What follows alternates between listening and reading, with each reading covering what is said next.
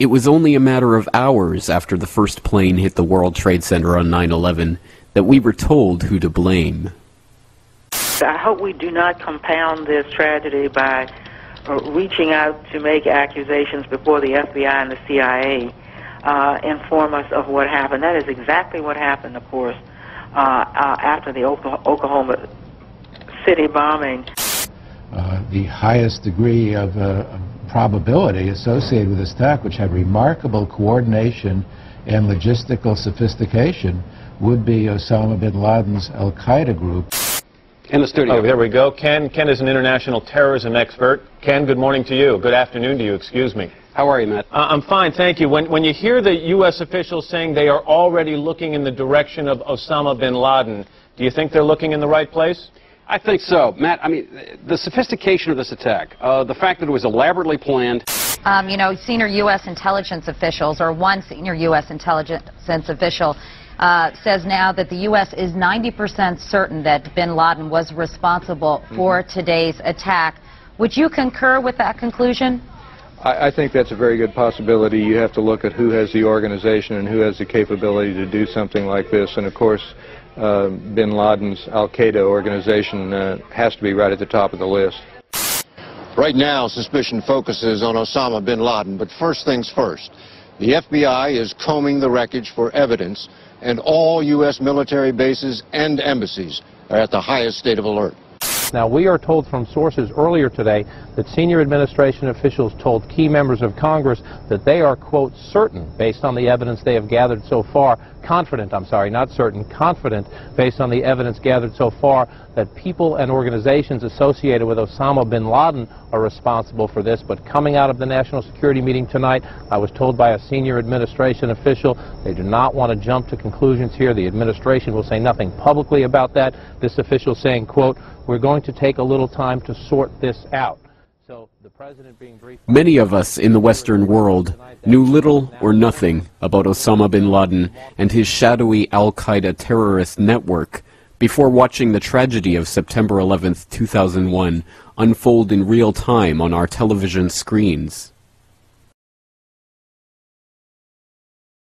Some had heard bin Laden's name before in connection with the financing of high-profile terrorist incidents, like the 1998 U.S. embassy bombings in Africa, or the bombing of the USS Cole in 2000. But a more detailed understanding of this man, his background, and the network of Islamist jihadists we are told he is directing, remains largely the purview of South Asian scholars, counterterrorism experts, and government officials. Understandably, in the days and weeks following those horrific events, a traumatized public turned to these experts to make sense of what they had just witnessed. Very soon, a narrative began to emerge, one that seemed to explain what had happened and what it meant for the future of a world that, we were told, had changed forever. Tell us a bit about Osama bin Laden, what sort of resources in manpower and money he's got and what he's trying to achieve. What is Osama bin Laden? Is he a politician? Is he a warrior? Is he a preacher? A little of all? A little of all, I think, sir. He's a millionaire Saudi businessman believed to be living in exile in Afghanistan. He controls and finances Al-Qaeda, an umbrella network of Islamic militants. He is a very soft-spoken man, a man of eloquence. And he's vowed to destroy the United States. His network supports terrorists in Afghanistan, Bosnia, Chechnya, Somalia, Yemen, and Kosovo.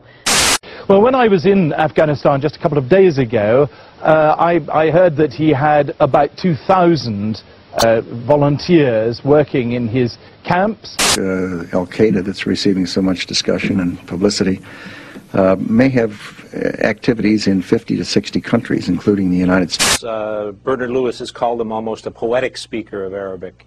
U.S. officials link bin Laden to numerous terrorist attacks, including the U.S. embassy bombings in East Africa 3 years ago. Last year's bombing of the USS Cole in Yemen. One of the Millennium bombing plots. The last attack on the World Trade Center 8 years ago. not a flamboyant individual, an individual who defers to his elders and to religious scholars. Osama Bin Laden is a name that we have been hearing all day long as an individual who may, and we emphasize may, be responsible for these terrorist acts. They now believe that Bin Laden was responsible. He's probably far away in the mountains now. He's got his own communication system, which the Americans can't apparently chip into in any sense. There was constant discussion about him hiding out in caves, and I think many times the American people have a perception that it's a little hole dug out of a side of a mountain. Oh, no. This is it. This is a fortress. The tall, thin Bin Laden's goal, in his own words, is to unite all Muslims and establish a government which follows Islamic law. Yes. A complex, multi-tiered, bedrooms and offices on the top, as you can see. Secret exits on the side and on the bottom. He's a very, very significant figure in Islamic politics, certainly, and in world politics. It's a very sophisticated operation. Oh, you bet. This is serious business. And there's not one of those. There are many of those. He's clearly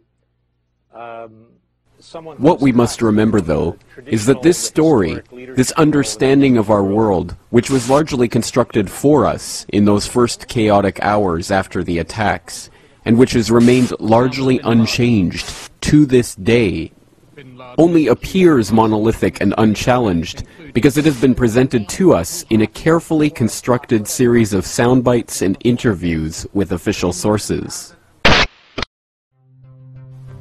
The events of 9/11, like all major events in our 24/7 network news world, have become a mediated experience.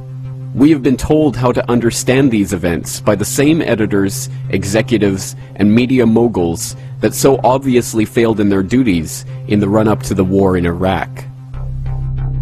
The truth is that the story of Al-Qaeda is much more complex than we have been led to believe.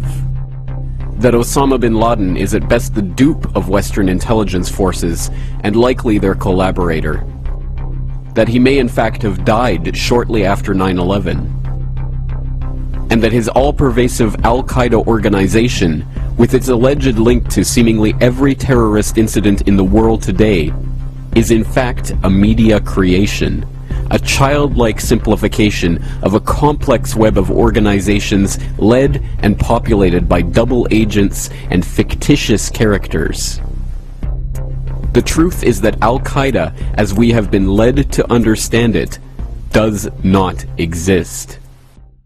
This documentary is the story of those pieces of information that call into question and ultimately destroy the Al-Qaeda myth. After all, for anyone who still believes that the government could tell no lie about a subject as important as this, we should remember that not even the Bush administration blames Osama bin Laden for the attacks of 9/11. So we've never made the case or argued the case that somehow Osama bin Laden was directly involved in 9/11. That evidence has never been forthcoming.